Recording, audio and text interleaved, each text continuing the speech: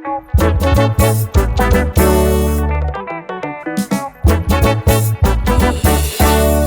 Studios, Sound the Vibes.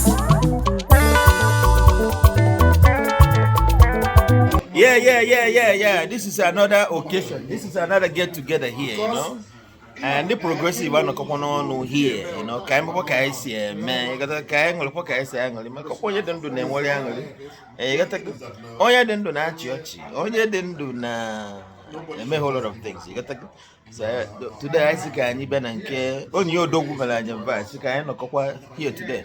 We enwori angol. Mana enwolu nnukwu mmadu no na ogbo today. Mana nnukwu mmọnwụ adị nwoke esi eduputa nnukwu mmọnwụ unu ga-afụ ya na nsepụta ya here. Ọ bịakwa ka ọ nọjere anyị all the way from Nigeria. Ị ga-ama onye ọhụụ mgbe m menyu ya enyo n'ihu. Ijere na-agba laasị n'ọgbọ ka m ghara ịtụpe dị azụ. Ịghọtago ka m ghara ịtụ dị azụ ntiri unu ewere anyị wee fụ dị mmọnwụ okwu oke mmọnwụ ka ọ ịghọtago. Unu ga-adị surprise mana na ọnụnụ dị ya ka unu wee fụ onye na-ekwu maka ya. Daalụnụ akwa Noxyb TV nọkwa here, you know, na-ewetara unu ka o si aga na Minnesota.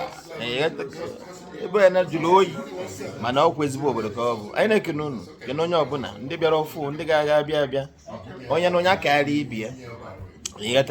Udo dị onye a na-agwa unu maka ya ajọ mmụọ oke mmadụ. Ọ bụrụ na ị ma onye anyị ga-ama onye ọhụụ ahịa ka na onwe ya n'Enugwu ukwu na Ụmụnri. Ọ dị away from Nigeria ka o si ebe Minnesota.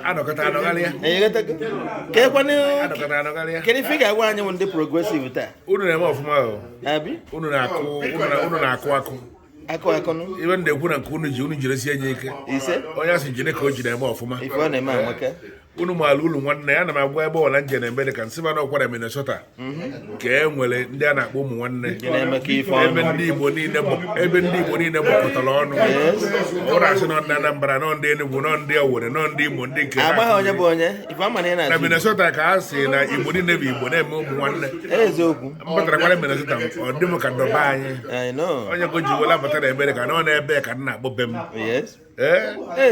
ọhụrụ nwa na-eme ya wee sị na unu ya ejire ka unu ji na mgburu ji ekotu anya na-agbaji maka na unu chere niile na-ebe enugwu na anya onye ọbụla dị n'ụlọ na ama m na ọnwụ na-emegide dozie Naijiria na unu ya wụ ndị ya ebu ụzọ na Naijiria ọnọdụ anyị na-ekwu na ọ ya eme Naijiria ya emecha dị mma ọ dị njọ ka ọ dị mma a na-ama na ọ ya dị ya bụ mma Igbo bụ Igbo ekenekwa Ugezu J Nze J Ugezu J aka Igbo gburugburu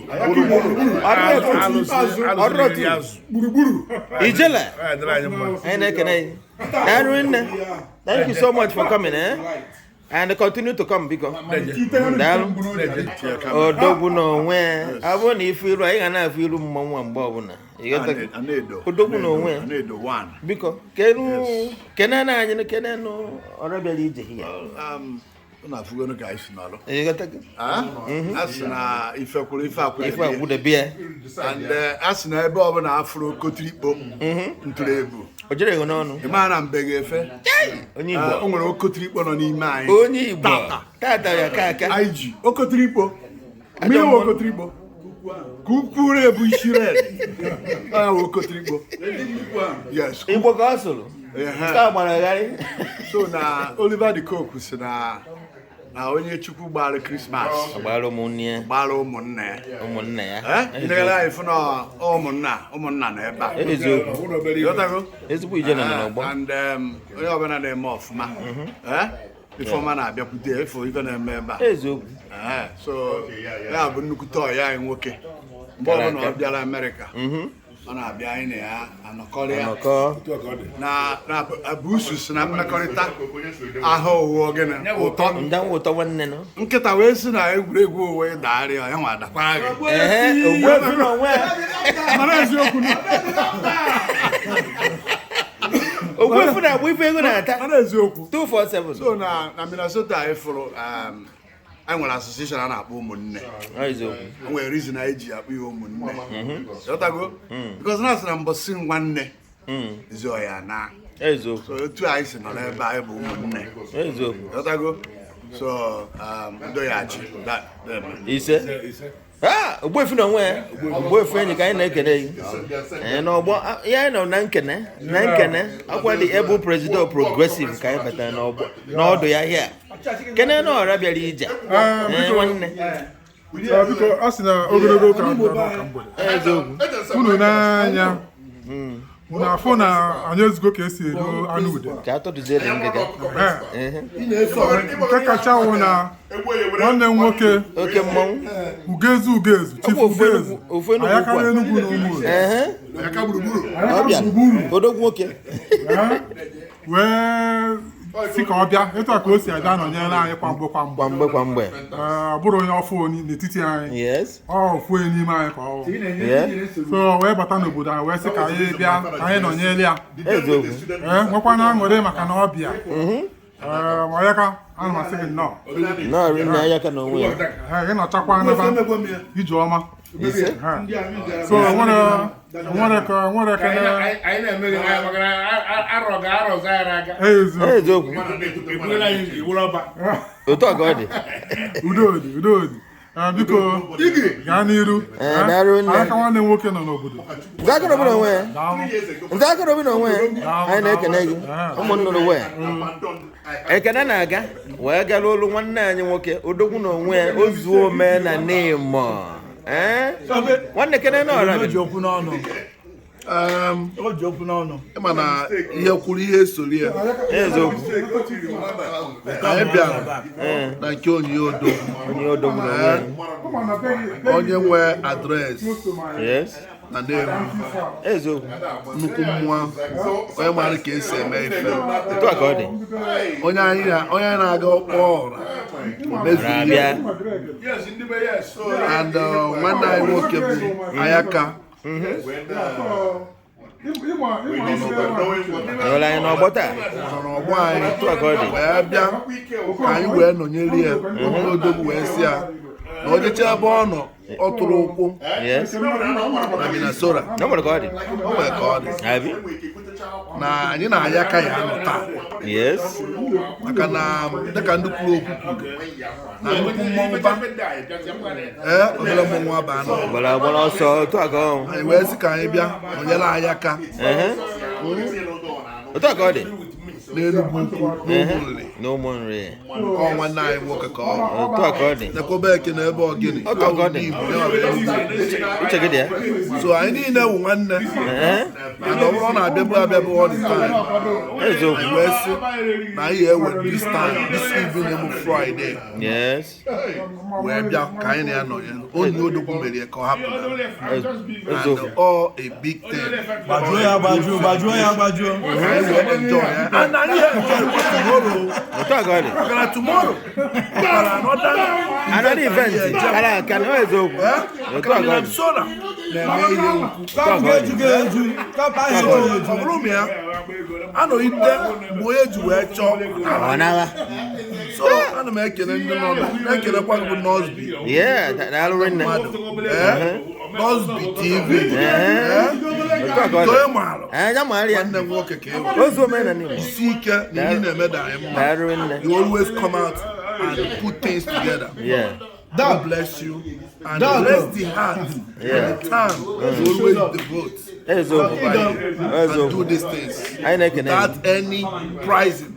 God bless you. Darunne. Ozuome na Nimo. Anyị na-ekene gị. Darunne. Anyị abịa na nkọrọ Odogwu a. Agụbata na onwe n'ovuto ogbo ụwa. Anyị na-ekene gị. Engineer Stephen Emenike Nwokocha. The dog. Ifechi na onwe. Nwata anaghị eze nke mbụ. Wajak nnukwu mmọnwụ. Agụbata nke izizi na Aboto. Obo. Otu a ka ọ dị. Akajiak.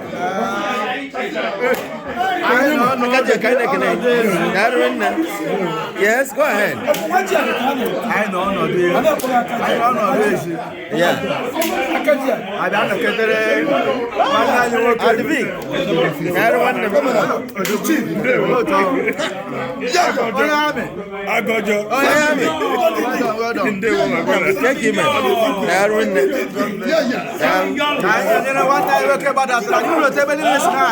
Yeah. I don't charge, not charge. That's right. It's a beautiful Friday evening. One more. Odogwu okay. Nnọkọta n'enyi n'enyi. Yeah. Iji bịa kwanyere nwanne anyị ugwu. Otu aka ọ dị. Ugezu. Onye nke gbadatara ka ọ bịa nọnyere anyị. Yeah. Ka ọ bịa nọnyere anyị. Otu aka ọ dị. Ofesi. All the way from Niger. Ofesi. So it be. Ka ọ na-emekwa kwa mgbe nwanne ndị bịarịgo wezọta. Ọ na-eme ebu. Nna m, take him.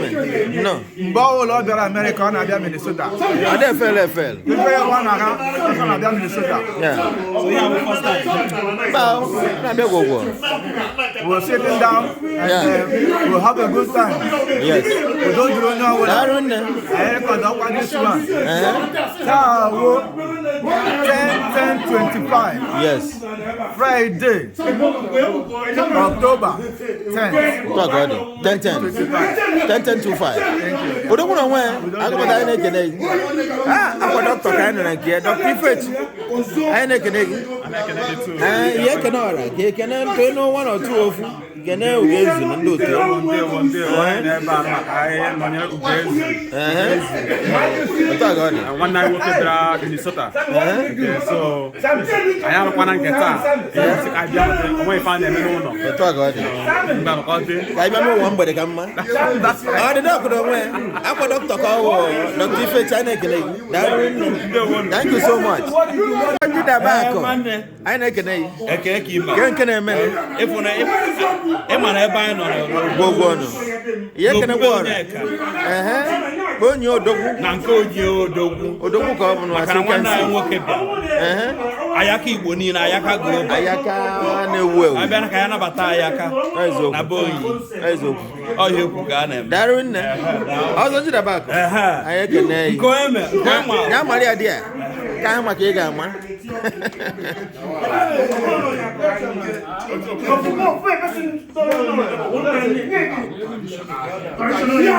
Kpakpando ka anyị nọ na nke ife a. Kpakpando n'onwe ya. O nwere okwu ị na-atụ elu na-ekenekwa ọra. Kene ọra. Nwanne m. Ya mara ya.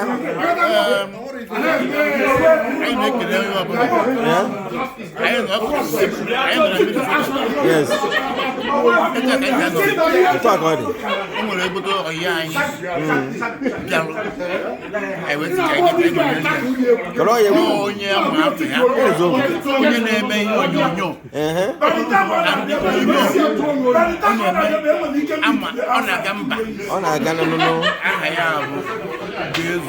Ugezu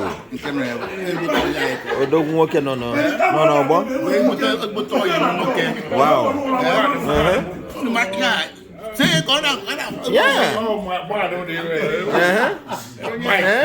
Mgbogbo gara aga.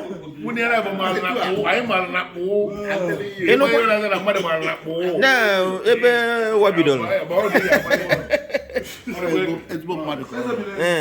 Ifro so na-eme movie ya o mee ya ọ na-atụkapụrụ anya wakende so enene ọ na-eje mba niile ọ bịara obodo anyị na-eme movie ọ na-eje everywhere eme movie na ebe ọ na-aba ndị onye ọbụla na-abụ ịsachi ya na n'ihe onyonyo ọ na-ewu ewu ịfụrara movie ya wọchịcha ya ibinyere ya aka n'ihe ịhụnanya. Yes. That's support them. Ọ bụrụ ndị ya download ya. Eziokwu. Ka ewe na-ebulite ihe a na-eme. Ebe anyị nọ ebe a bụ ka anyị na-ebu nwanne anyị nọrọ ebe a anyị lee nwa ya eziokwu ma hapụtara ebe anyị ga-ebido Yeah.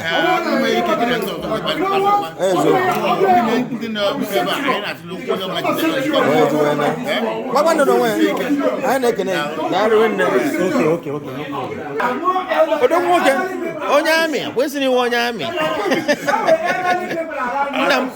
Our chief MC came chief photographer, videographer, MC. What are you videographer, MC. another lexicon. That is multi-talented. Take him away.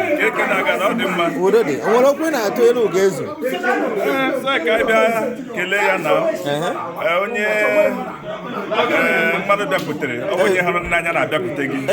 So, an awkward of men that I could stay in a battle.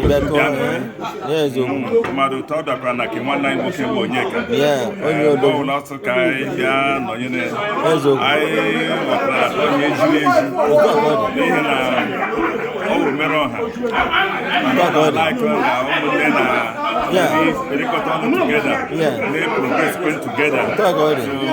I be happy. Yeah. About 1 night walk Ugezu. Yeah. Okay, 1 night walk Onyeka. Yeah. Thank you very much. Darwin, I forgot one.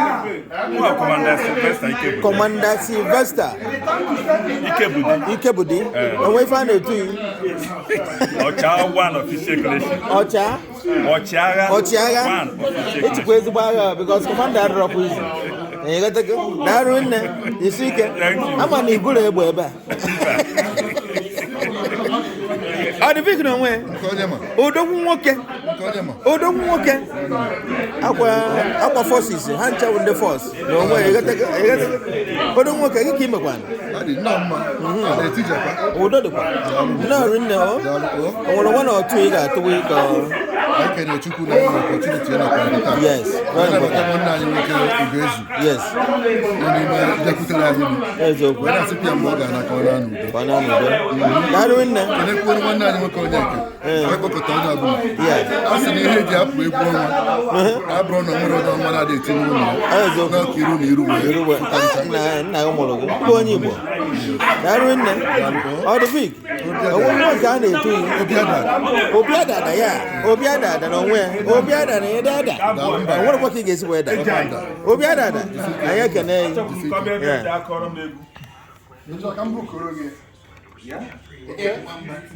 What date?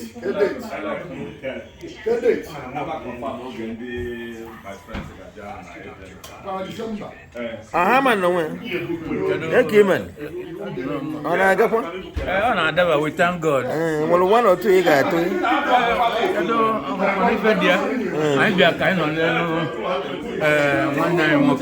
Yeah. Ugezu. Onyii Odogwu. Chief Ugezu. Yeah. Nada Abu ono. Obia anyị anọlia. So this time obia bụ Onyii Odogwu. Yeah, kita obia na nke Onyii Odogwu. Onyi na host this time. So ya ka isi ka nọlia. And ona adaba. Anyị na-efe nwa amụle. Gwogwo no. Ka ụmụ nnụnụ. Anyị kene Chukwu. Anyị fa ka isi amachagara ka ụmụ nnụnụ. Na-enwere aṅụrị gasị. Yeah. All the time. The young shall grow. Go all the time. Talk all day. Talk with God. They choma no way. I know come here. Keki makwa. Ema na mbo. Jimmy ebo na atesi. Obi omanyiro. Ezigbo obi onye omanyiro. If those one DJ refresh like this. Only say you turn on 17 years. On agbagwa. And the good I'm free as on the keep fit. No wonder. Very young and shiny. Get the secret. It's also get one again, man. I don't know. I want 1 or 2 years ago. Okay, whatever. Abi?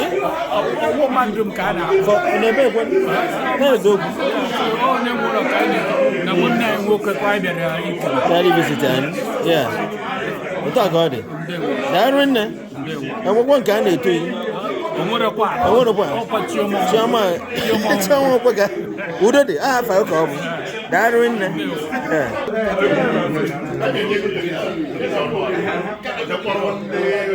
Obi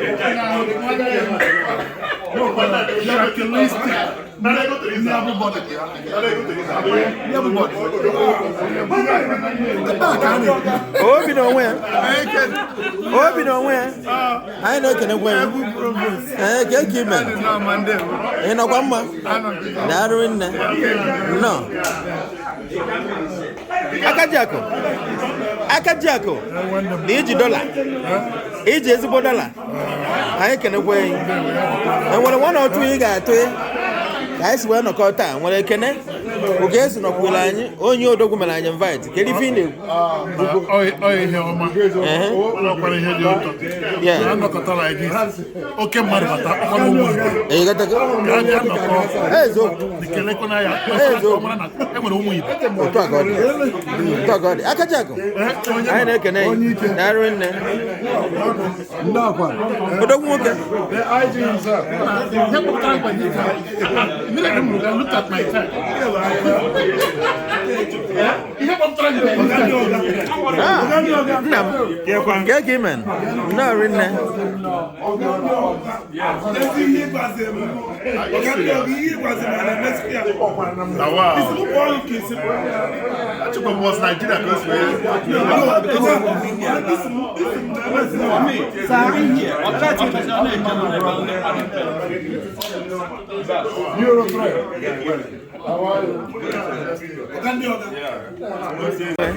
Anya kanai kenen men owara kenen men I know with wine o to god and what kwangere I know akwana bogara kai I be hende I na be ro wine ano kata ko na kwa ka be ri na so we the money akana rise so I know the ri na the money na bogo sike well,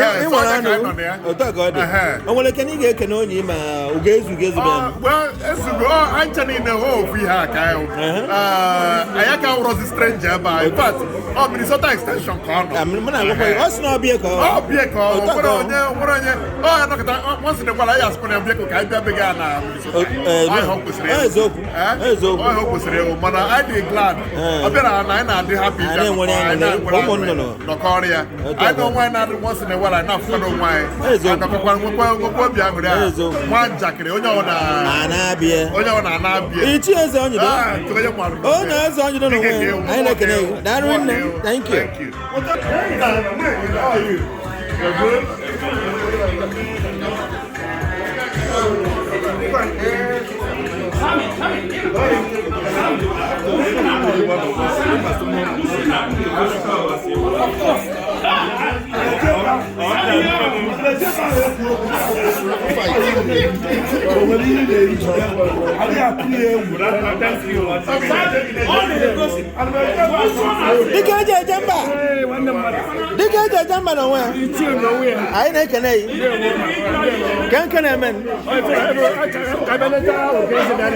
Yes.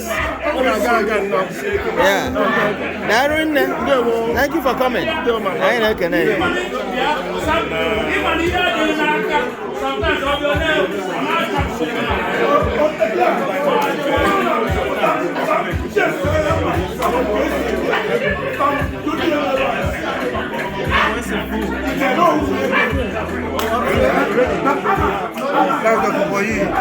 What the dog?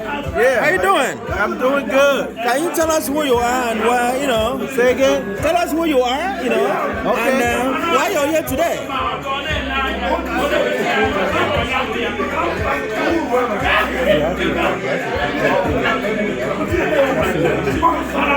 My name is Dr.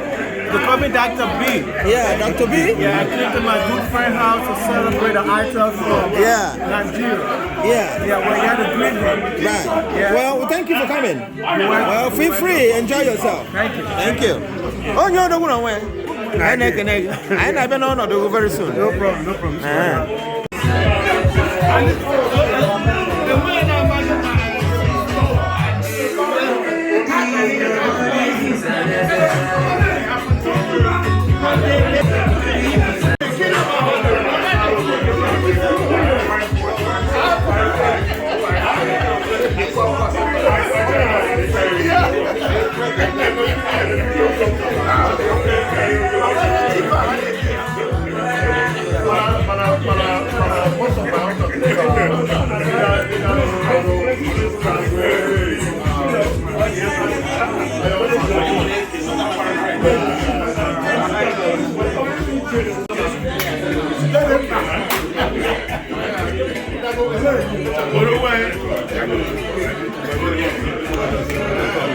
Malino. Nyamalia there. Can a man?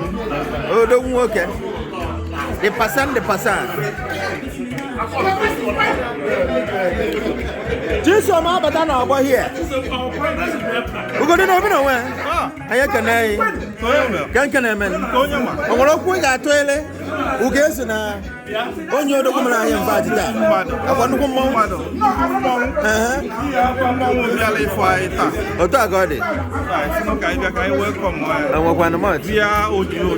Yes. Thank you so much. Thanks for coming. Dr. Chisom.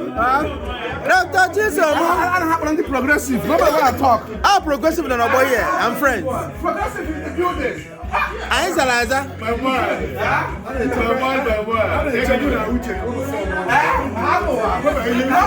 have to fight some people.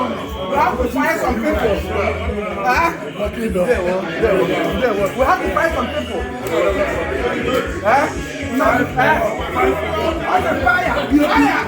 Someone like me. No, you will be fired. Run away.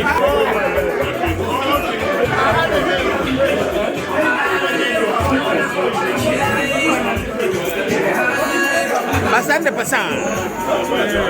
Don't walk him. Get an element. Maria dear. Dear. Well done, sir. I saw you be.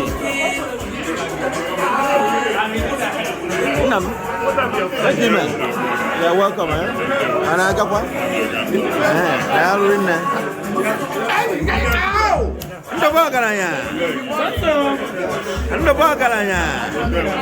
You're welcome.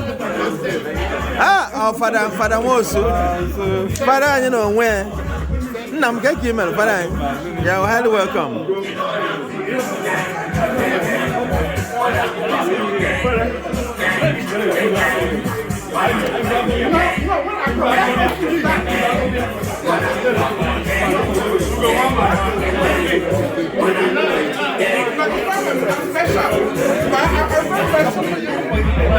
Dr. Chisoma.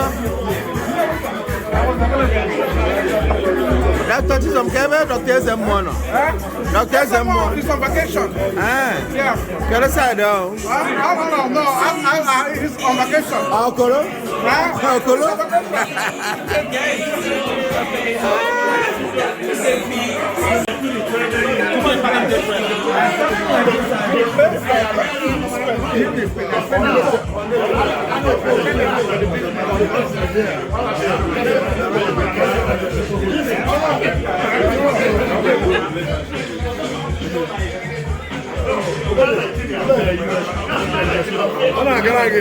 Friend of mine. I don't want it. I can on I got one. Everybody, but I know. Not the quality. Oh, what friend you can away? I can hang Tandem. Well done. No, so right. No, so. And now, Alpha, you're highly welcome. I can need the money. The president. And I look if I want to. Good. I'm on the way. Live and direct. I want to find a man. Those women are Nemo, the Sammy Yo. I can name and Yamalia. Darwin, if you never Darwin. Got no bin where I don't want them mother. I go back on the Tobo. Minnesota.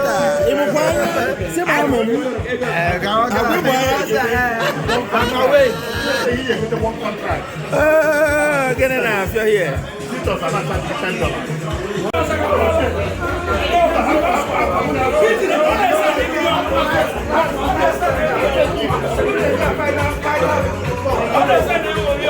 Why don't you know when? Dika jamba.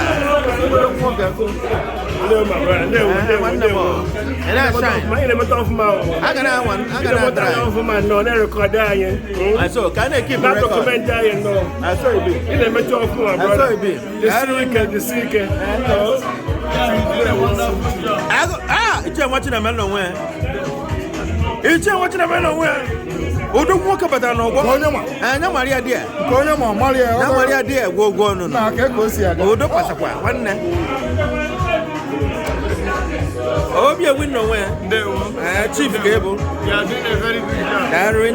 Thank you so much. Thank you.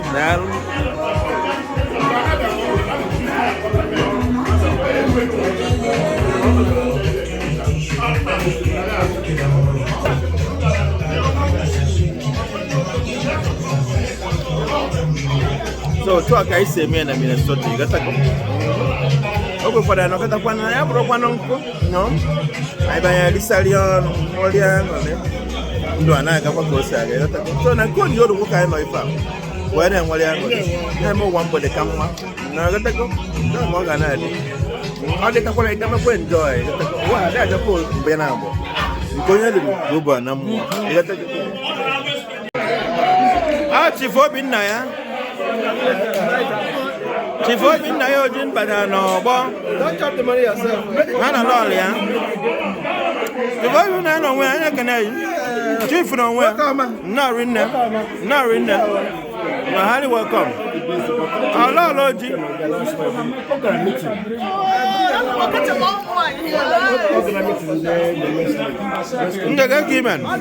I don't know.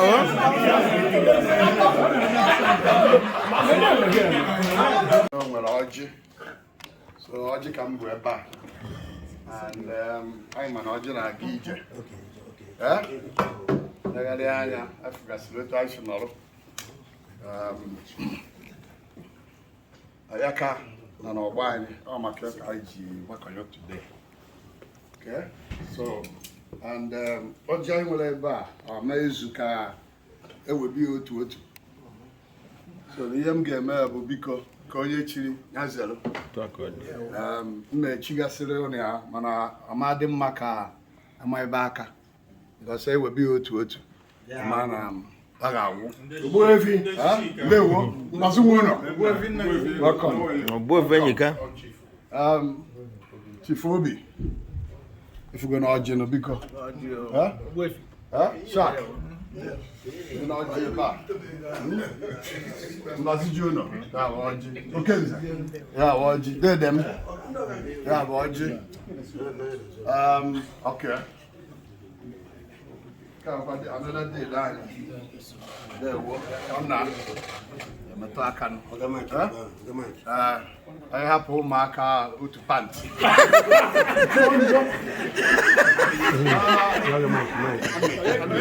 Oh, boyfriend, you got. I'm going to pants. Tell no. Boyfriend.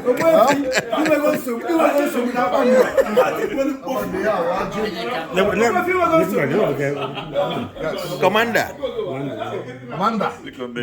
Yes. Huh? Oh, generally, Naka. Yeah. I'm now working on that whole solution. You gotta go. Solution is here. Ayaka no win. Give we see afro kwa wo. Yeah, Mayaka wrote no all makari ka yi no leba. Oga ndi oga. Yeah, Oji. Akadia. Nah, every president. Progressive president.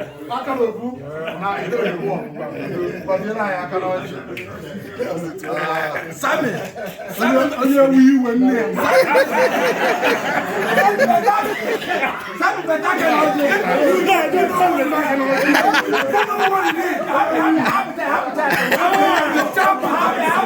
Hey, someone open. Oh, you're the winner, Choco. I'm tired. I go, but I never got abezie n'ịgụ ya akọ iwere ọjị dọna ekpere n'elu ya mana ife a ugboro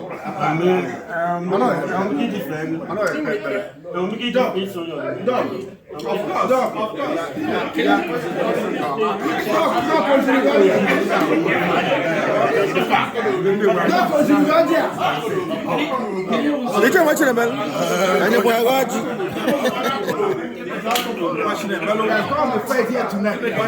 Ichie machine bel. Afa. Kan men. Iba anya kene je kwa kwenu, ekuche kwenu 1 or 2. Molo ọgbụrụ igwe kwado n'ụka mgbede kwado n'ụka akwụ ndị okwere ekwukwube m bịara ebe a abi go no otu ekwure ka ọ dị a na-eli ha n'ala mmanya agbara nwere kiri ga-ekene Ugezu na-asị ahụ nnọọ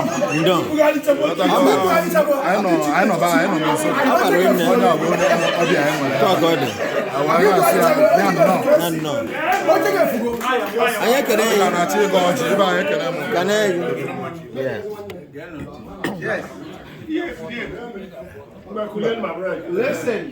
daalụ nọ ndị be anyị daalụ nọ anyị na-ekene Chukwu ka etu o si wee duba anyị wee gbakọta na be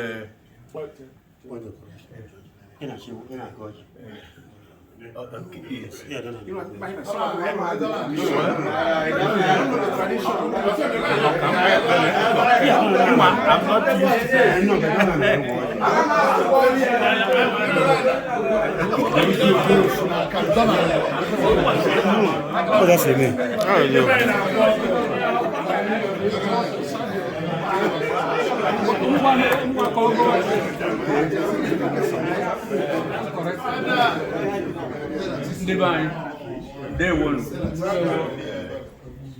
anyị na-ekene Chukwu ka etu o si wee pụta anyị ebe a anyị nọnyelụ nwanne anyị nwoke bụ Ugezu J Chief Ugezu and then onye na-ehosikwe bụ nwanne anyị nwoke Odogwu Onyii so anyị nwere na-asị ka Chukwu duba anyị na ife anyị bịalụ ka ife na-agala anyị anyị na-agbakili anyị na-azụ ụmụaka anyị fe na-eme ọfụma and anyị na-ebi ọfụma ka ụmụ nwanne nọ ife anyị chọrọ ife ndị a ka anyị na-arịọ si na Jesus Christ bụ onye nwanyị nke etoro yi onugbu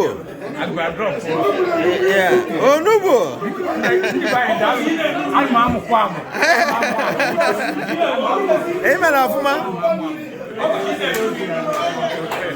afụma onugbu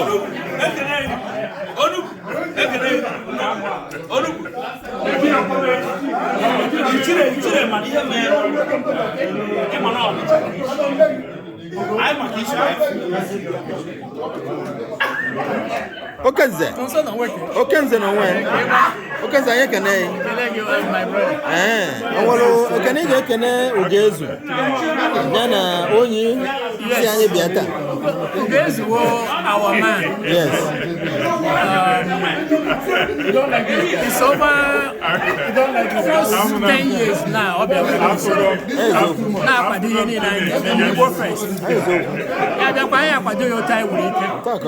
didn't know in about today. I know one I want to do, but I am not really amen. He said, Okenze. I reckon which one? That one.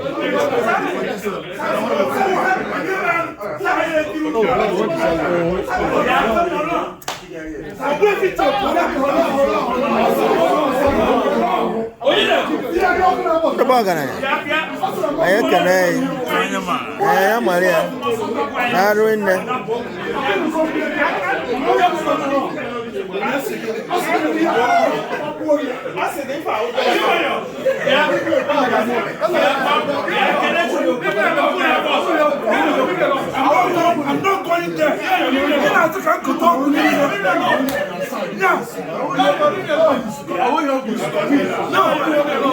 You are my colleague. Odogwu na onwe ya.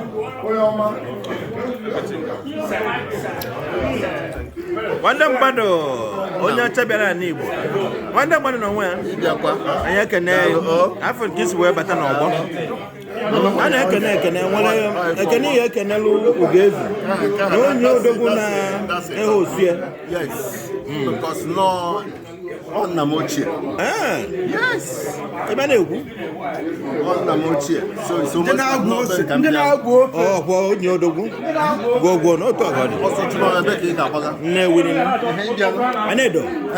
Anedo one. Uche m dị ya. Anyị ekene No. Darwin na ngwana feel relax. Double chief akene kwa nge. Udo dịkwa. Na rinne.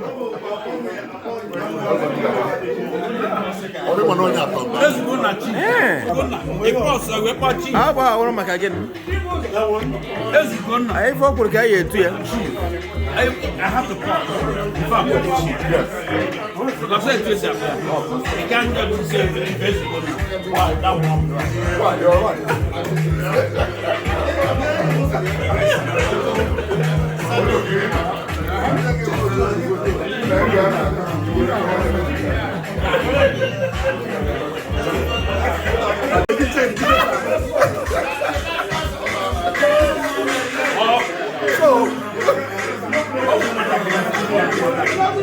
So I don't know the difference. So what is one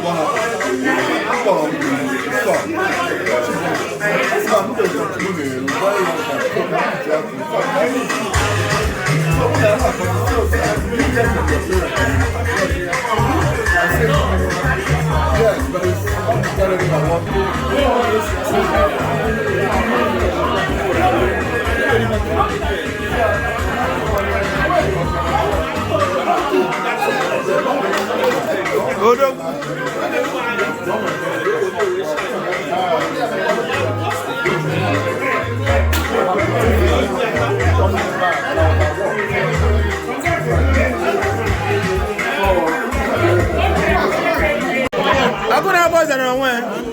Akuna abazara no wen. Anya kene. Biko kalo ekene ge kene. Oye no gana akugo. Ugezu J Ugezu. Oke mmụọ. Kele kene ge kene. Anya na Onyeka, nwe kene ehosie ta. Can be ready with Onyeka. Yes. One after the other. It's the one name working. Yeah. Anya kene bubu. Wow. Siba kana ala na Minnesota. Yeah. Kaira no ba na liwa. That got it. Oya bo no le kunu Igbo. Go. Ana sing him no. E gonna go bono. Yes, sir. That's all. E gonna be. Dialo one. No. Tanto kata kila mimi kina. That got it. Wana say yakam no. Wana say Onyeka. Nya da alu. Yeah. We bo no di kota. Many image bili na Minnesota. We go to boy. Antoine.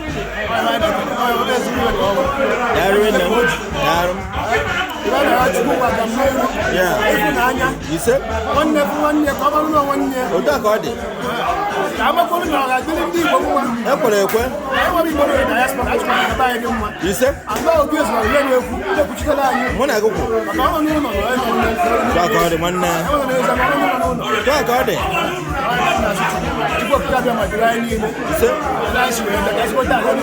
You said? I can. How can I pass on nowhere? Darwin, thank you for coming. Ugezu J Ugezu. I can't win. That's a no. He said, I'm here. Got it. Darwin, I can't win. I can't win. Ah, one mother. I can't come, Gazinese. I didn't back you,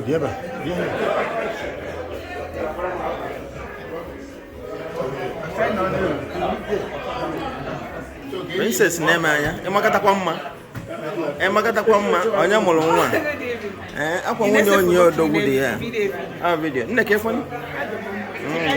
Daarụ nne. Nka ga-abịa n'ọnọdụ yi. Aka ji akụ. Ọ na-abakwa? Nyamali ya. A ga na-eme. Isi ka ime ka m mere. Ibe. Otu ọgọ ọ dị. Maka isi m ka ime ka m mere mmanụ mgbe ọnwụ.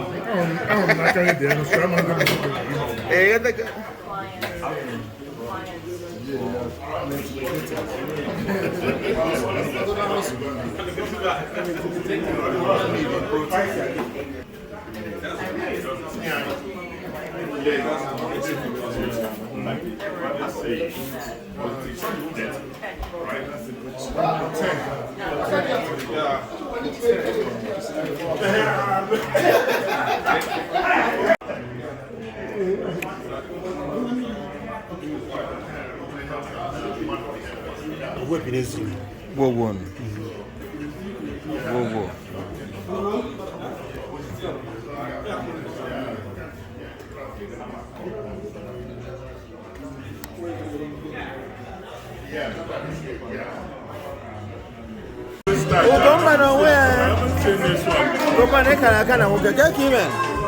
My brother.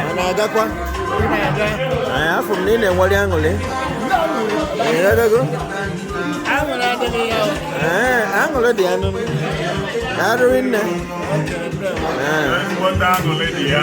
Where's my lady? I got no one angle. I saw it be. I'll talk about it.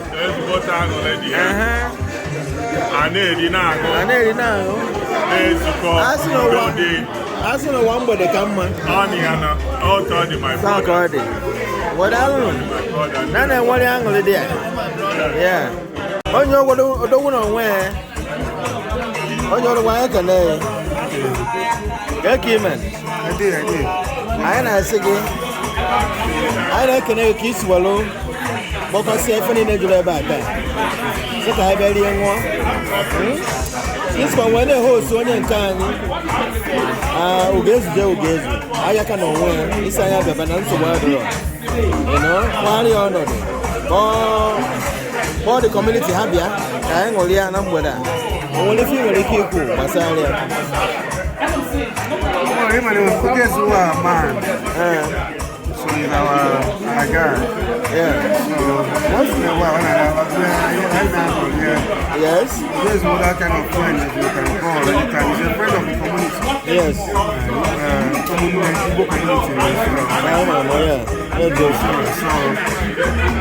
he's always there for us. Yeah. Even when we are back home in Nigeria. Yeah. For anything, he will show up. So whenever he's here, like he came here like almost a month ago, but he was lifted. Yeah. Some stuff from work. Yeah. So we called him last, I know he's here. Because he promised he might see going to stop by before. Yeah. So it's been a while, like about 2 years now. Yeah. He need to stop by here. Yeah. Anyway. So they would work. Yeah. Wouldn't let him come over. But when we spoke to him last Sunday, we said he can't come here and spend 1 month in the US without about here. Oh, he's not coming here. No one is hiding. So he must come to the you have to look for available tickets. Yes. And he came yesterday, so he's leaving back tomorrow, back to rest. From there, the next tomorrow, he's leaving back to Nigeria. Wow, so how the business? I need a rest now. All you need to last year, I think, early this year, to the 18th.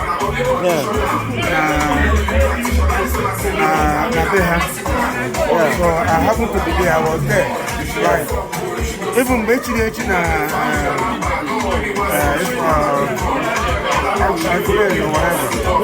Yes. You were there? Yeah, I was there. Right. That was about I saw you. 2021. Yeah. So I was there. Yeah. Then I'm going to go this year, and this year I was there. Oh, yeah. So this year, so we decided we mandated that we have to come in. Yeah. So normally, everybody by a phone. Yeah. So we have to know that people first, sometimes they people first. It helps in whatever way you can. Yeah. Without anything. So we decided to go to it's a very young so we decided to go to my studio. Yes. Why not? But if any in there, man, of course, also I can never learn the other two. Omerola. That in there. Oh, to go. What is it that you are now, woman? Thank you so much. Oh, you're the one aware. Now,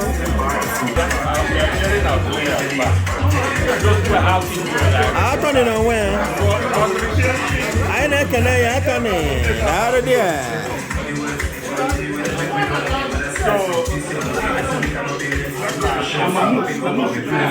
Gamba. I don't walk here. Oh, you walk? I can walk here.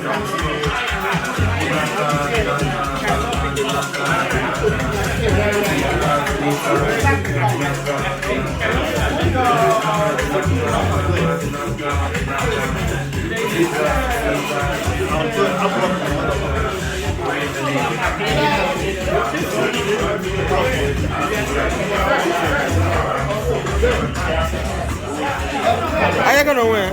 I ain't gonna. Yes, sir.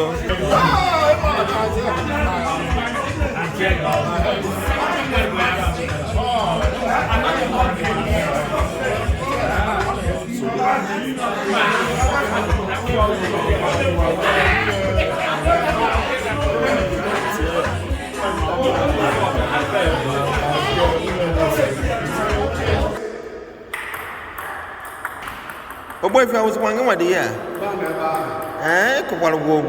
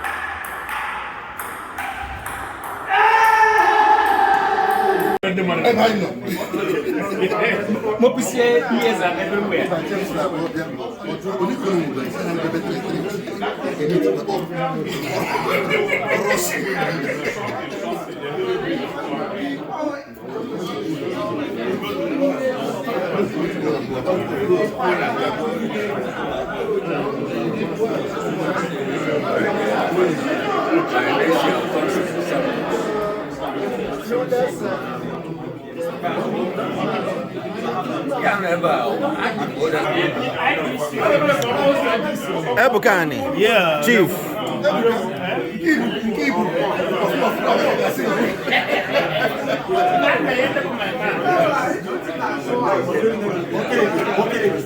Somebody in our midst has something to say to us. We thank Onyeka for organizing this occasion. Kenneth, can you take it from here, please? Let me see. When did you ever? Yes.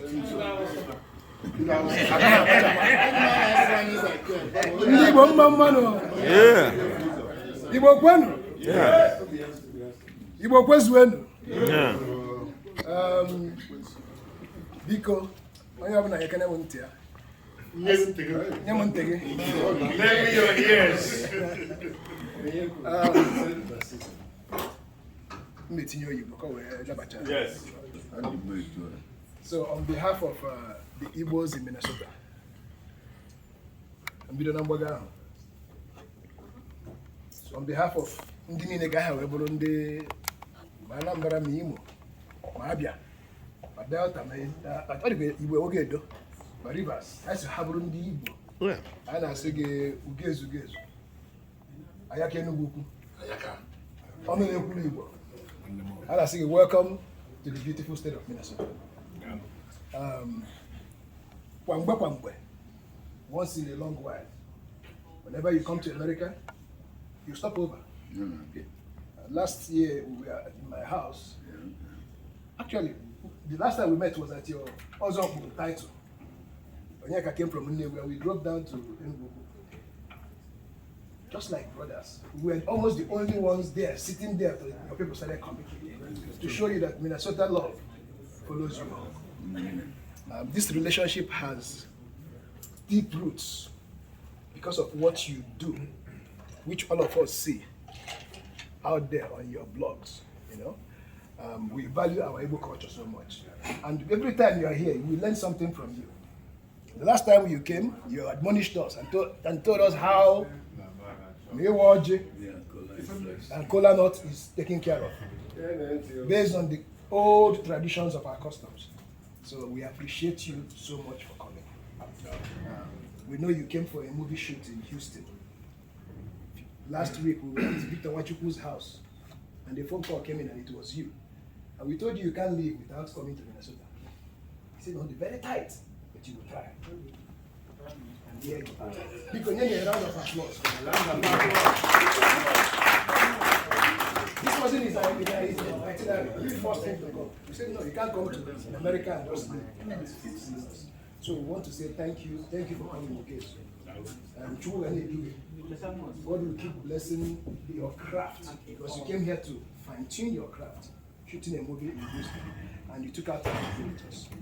And on behalf of our community also, we want to extend the same thank you to Onyeka Osakwe, who deemed it necessary to always extend that welcome to you. So Onyii, on behalf of our community, because can Onyeka can round of applause.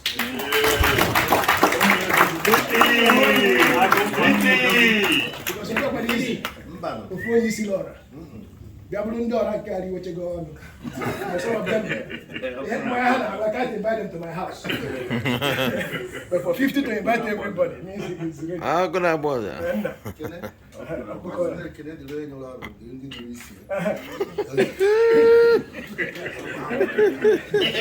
So, now we're going to phone now. We'll extend this thank you to every one of us that left what we're doing to be here tonight. It shows that there's a lot of mutual respect and understanding, not just for Ugezu, but also for Onyeka. We hardly see Chisom, but he's here. Also especially here. I know. We know him as a friend.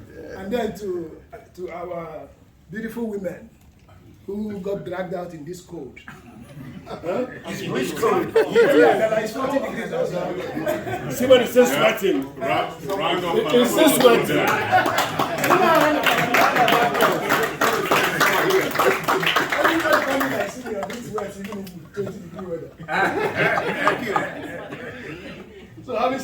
I will implore all of us.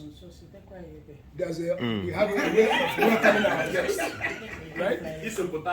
Hold on, Biko. I'm assuming Biko, Onyeka has done his best to put this together, but we are Minnesotans. We are nice, and we are also kind. So we also have to tell Ugezu welcome in our special way, in any little way everybody deems fit. But having said that, Onyeka, welcome to Minnesota. Encourage Yazere. Yeah.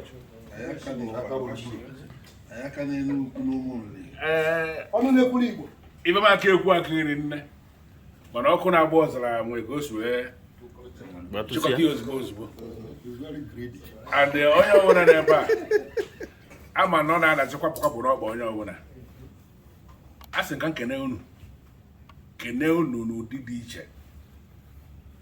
Onye ọ na-eme omume na-ebe ndị Igbo na-ekwu n'okwu. Mana onye okwuro ka ọrịa ya ndị Igbo si na-ebuli ya gaba ama nne ya. Ọ bụrụ na ma akọwarala Onyeka ka o si wee dị, enwere ike ya nwe ọrụ mbịara elu na Houston mmadụ alụsị ya because ọ bịa dịba ka na o nwere ọrụ nwe. So fara akụ ya nwe ọrụ mgbanụ onye beta atọ ma mbịa echi ife anyị plan ka anyị mee within 10 days anyị kpugidi ọ na-eme ka ọ gafe 3 weeks. Mụ onye ka beta ọgọ gwa m wee siva na iwu na mmeje Minnesota on Thursday. Na ọrụ kwa na anyị mesịrị ife ọbụla afọ ọnụ mazialụ nke Ugezu wee mee ya. Ha wee lụọ arụ bụ ụka. Ụdị enechive tiere before. Fe tinye within 2 days alụsị ya dị ọrụ. Ya mee jiwe nọ n'ebe a. Sịka nkene unu. Ana m akpọ Minnesota my second home. Even Jebia my second home will be because of this kind of welcome. I want to welcome any member. And my many states in America, whenever I am here. It's all can do. When each time I'm here, I'm going to dinner batun and the batam. I know the Juma for in and second canoe, and make a gidun. But I cannot know the Juma for, can't say can hear. On Adam go full bossing. Now I need wine. And second host one day, Minnesota, and I'm a memory. But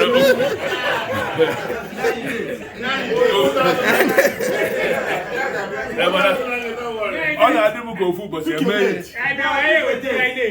was a mayor? Imudi area, oh, no, Kaliabuna after. Oh, never go, never have a more party, or you will go anywhere. What a log. As you can know, I have ever known not in Minnesota. Game will the best Igbo organization all over the world.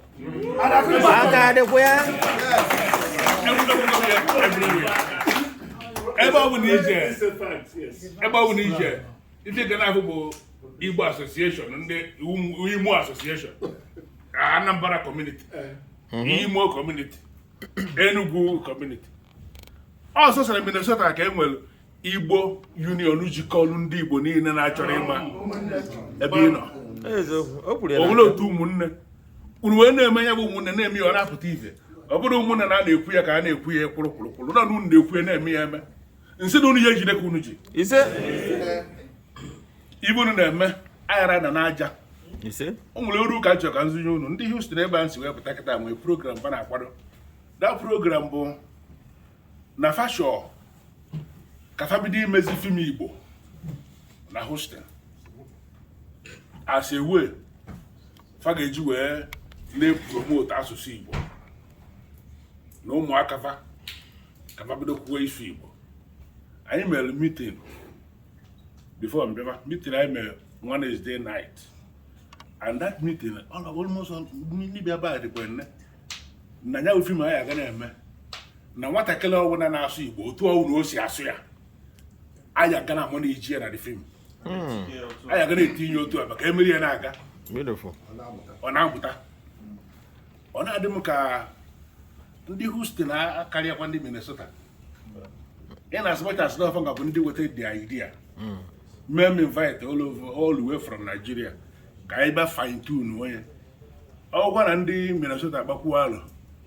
Oh, Name in Houston, in Minnesota. Yeah, the one for the promotion of the language and for the promotion of the culture.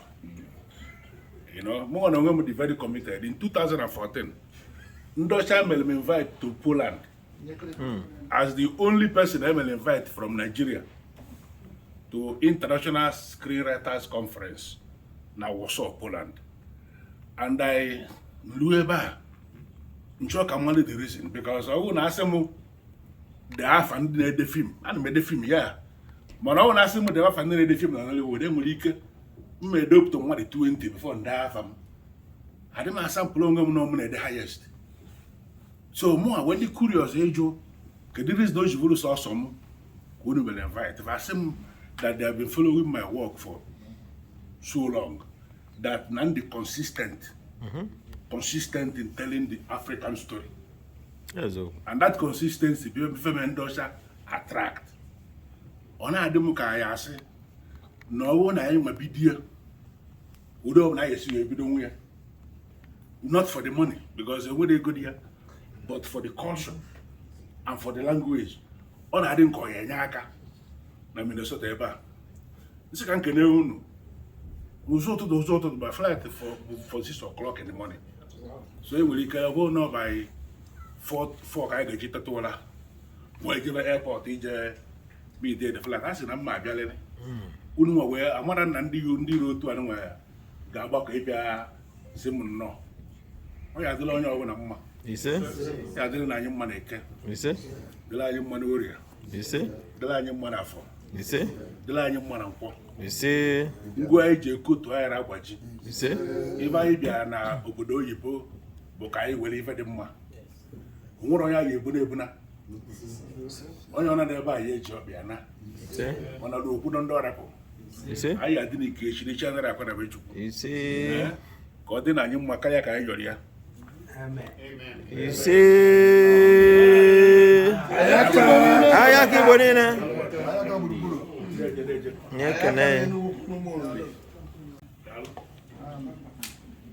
Oge dị m ụtọ na iwere Minnesota dịka eberi. Ọ dị ihe abụọ m chọrọ ịrụtụrụ gị aka. Houston was a big city with ndị Igbo juru ya. Minnesota is a smaller city comparatively. But I'm chọrọ ịgwa gị Minnesota. In this country, most people not here. I'm not here 20, 30 years. I'm here close to 40 years. So, only. So, Minnesota has been a pace setter.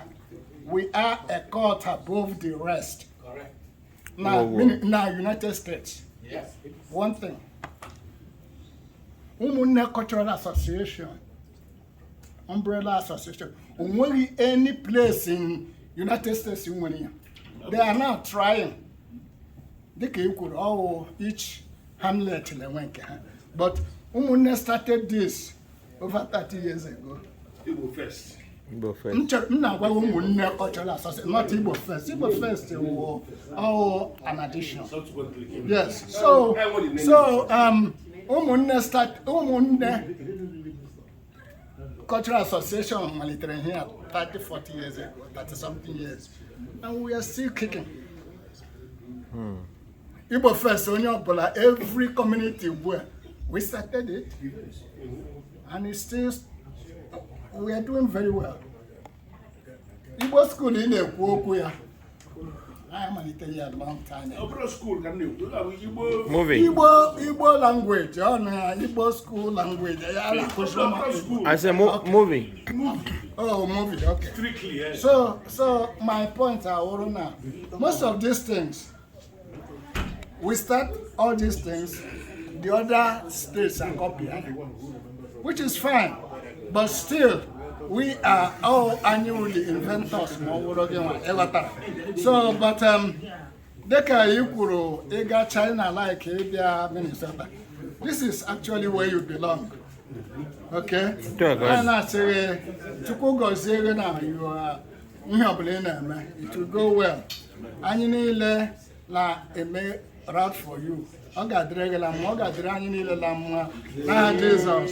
Ise Ugema. Ndị Igbo bi na Minnesota mmụama na-asụzi Igbo because of movie unu na-eme. Ma onye ị ga-afụ onye cross onye Cameroon ọ pụta ọsị gị ọsọrọ gị ofu Igbo ọ bụrụ ihe ha mụtara na movie so ana m ekene unu n'ife unu na-eme na-azọkwụzi unu biko na ihe unu na-etinye na movie enwa ka a na-etinye ihe bụ omenala anyị maka onwe nke ha na-apụtasị gị na culture ndị Igbo ịkwa mmadụ mmiri ọ bụrụ ihe ha fụ na the movie ha na-enene so unu na-etinye what is the real culture ọkwesị na ha bụ gị na Poland because you are consistent with what you are doing with omenala so asị m ka ikene unu jisi na ike irugo unu na-promote our culture in the world ndị na-enene movie ndị Nigeria mma n'obodo a karịa ndị Nigeria na-enene ya go outsiders so jisi na ike n'ihe unu na-eme. One movie when you were very young after urine virgin dog or whatever. We are so, but I picked interest, you know, the way they jump out and all that stuff, you know, before giving out Minnesota. But anyway, many people need the movie. But one thing my wife loved about your movie is the suspense. Movie Nigeria, you watch a few minutes, you don't know how it's going to end. But your movie is hard to tell how that movie is going to end. So I now watch movie, you know, every day. They watch chicken.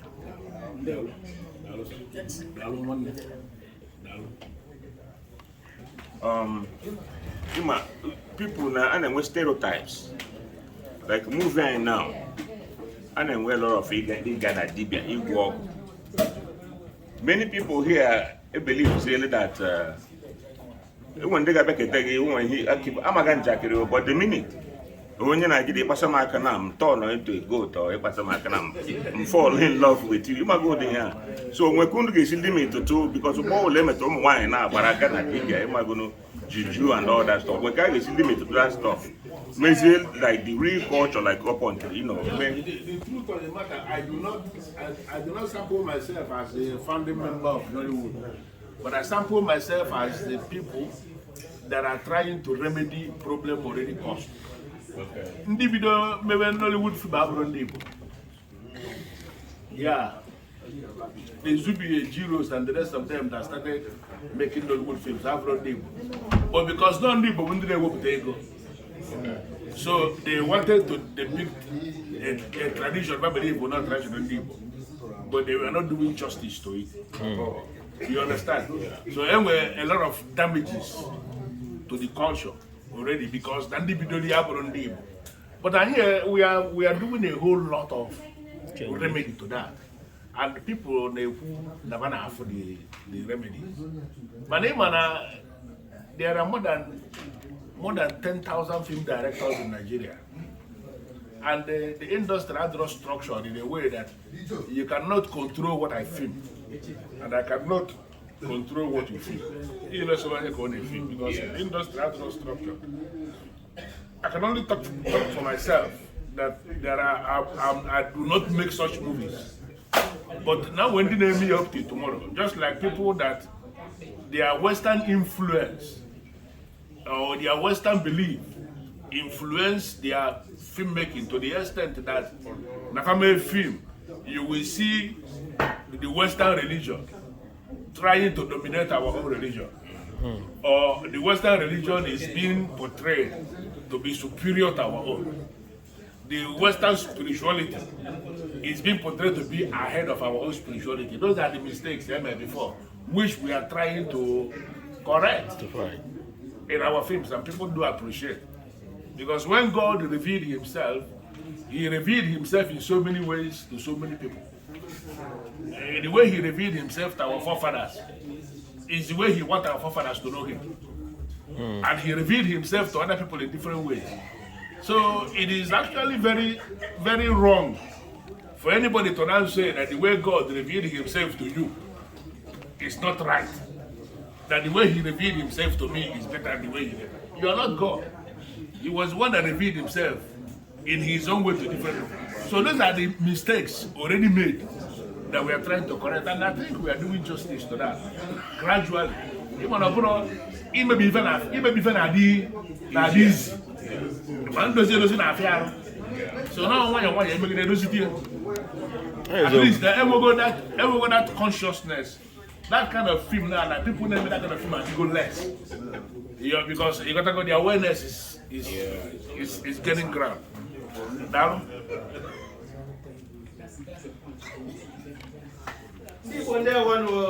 Yeah.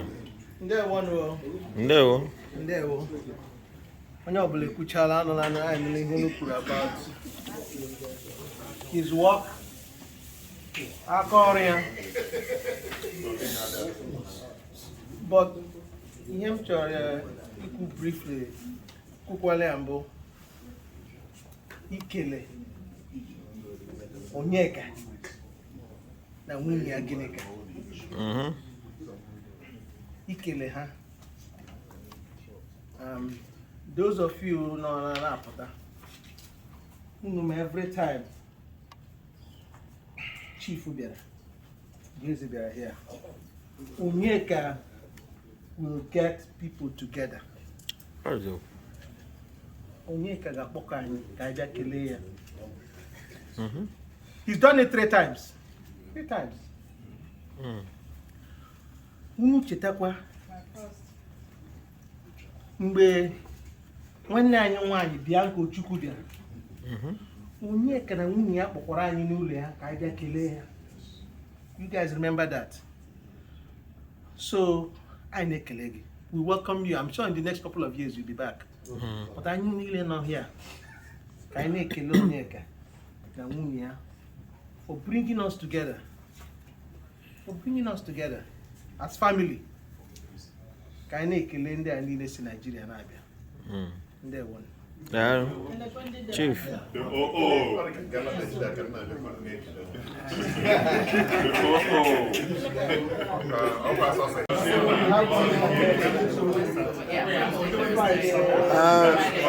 And Uche,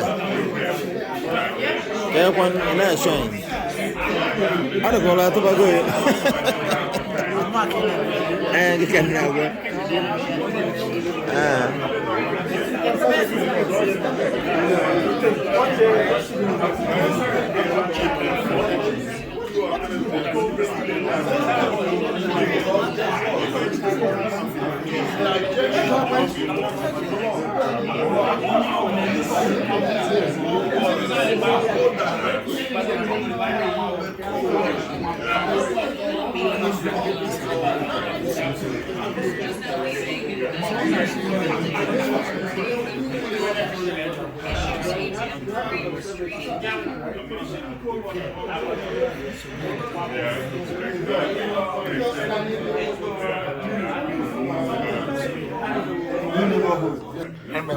Bakbando. If I do go for a game, if I do a game, one shot. Bakbando no way. You vote, you can say, I'm a colleague. What is a get out of the other place?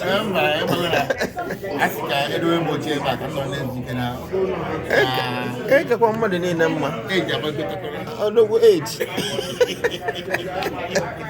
And they have gone your age of a girl. Other organic rule. I'm on a way. Other organic.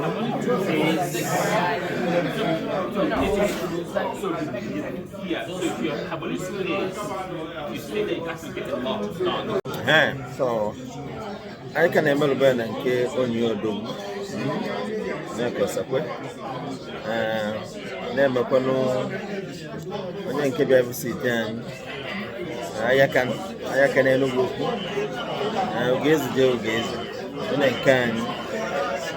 Minnesota here is like his second home. You got to go across the world. And I be visiting in Boston. And I will as Unyii Anamba. Bogono up the afternoon, he must show up here. Working and working. You got to go. I'll be moving to Texas. So where's it? God branch, as every one of you have perished. So, Kaina Meluque. Nobody move that down. Always be there. Invite others to always come and support us and be with us, and share all our posts, like it, comment, anything. Download it there.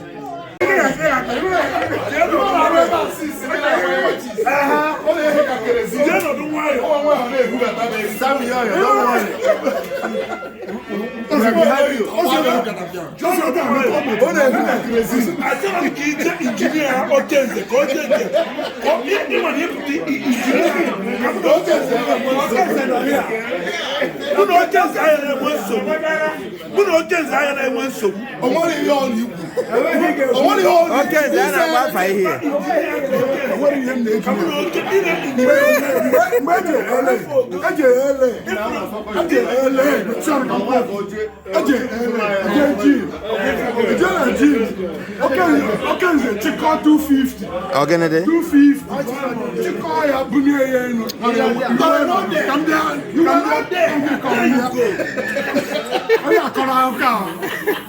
Sammy, it's your time, man. You know, why you there? You wasn't there. Check your shoulder. Why you there? I know. Why you there? Fuck you. Check your shoulder.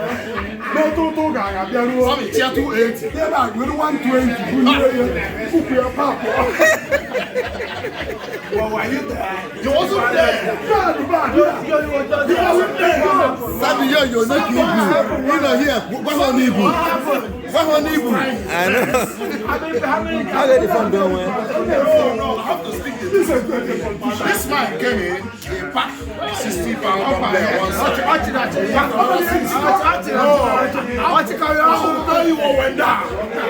He packed 61 cups. He packed the other 61 and he pumped 2 together. And Sammy respected his old age and packed 45 pounds. He packed 45 pounds each. I respected his old age. Then his brother, Ugezu thought he was size.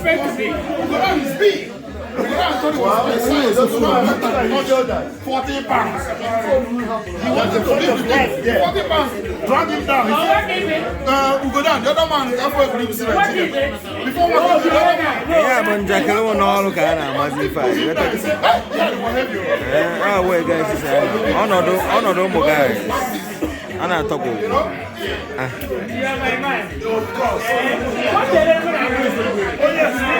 See? They have met me. Listen, testimony. That is love.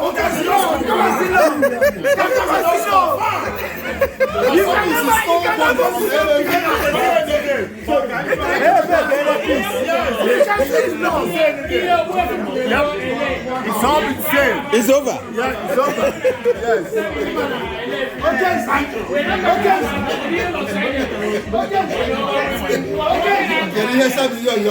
It's over. It's over.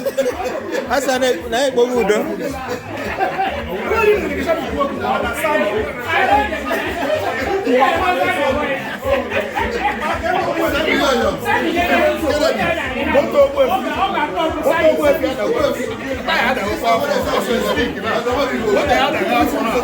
I know some engineer here. Testimony. Are you hearing testimony? The only testimony that I have. The only testimony that I have. Don't put words in my mouth.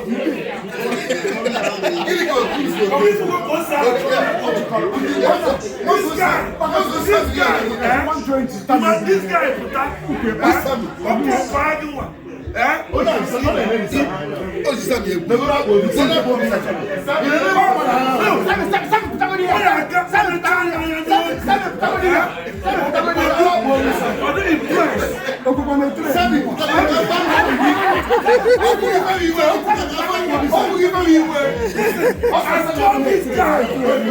called this guy.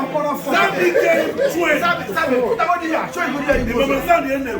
I told him, let me walk with him. Power pass out.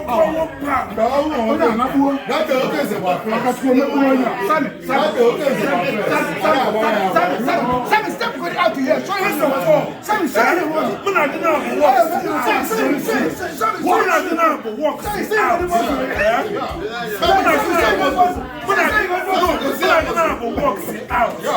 Before Ogenze were there, and you were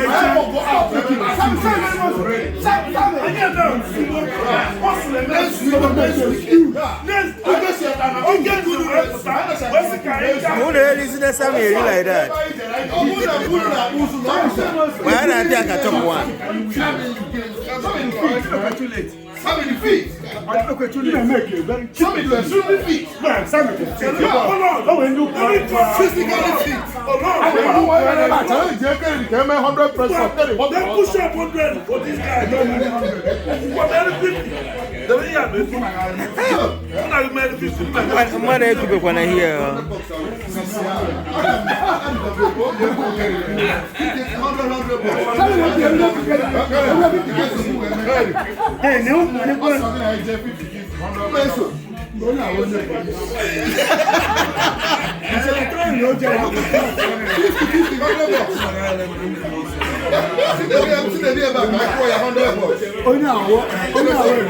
law enforcement.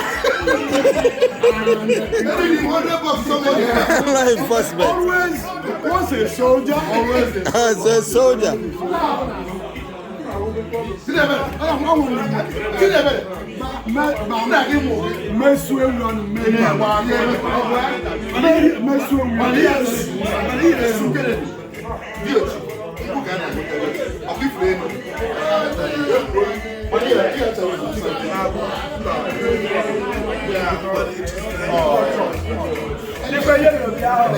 Obiadada. Ekanaka. Ya Maria dia. Ekanaka na woke. Once a soldier is always a soldier. Go.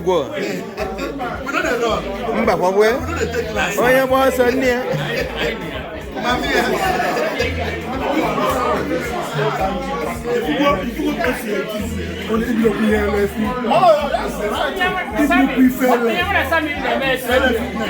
Side by side.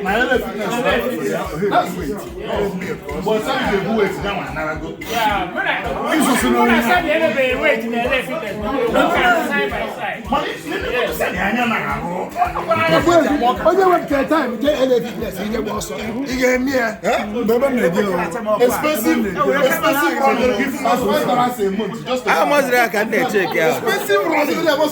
No, he's my guy. You know, almost right. They're going to go to Sammy. No, he's my guy.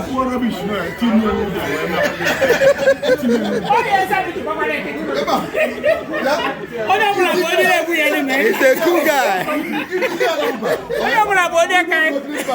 You would like back to come and preach. Sammy is a cool guy.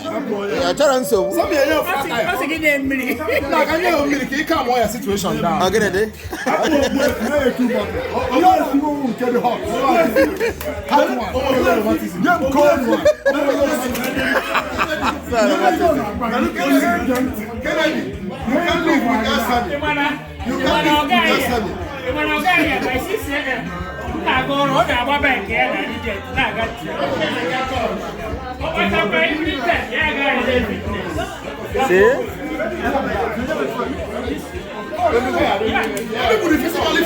Very fit.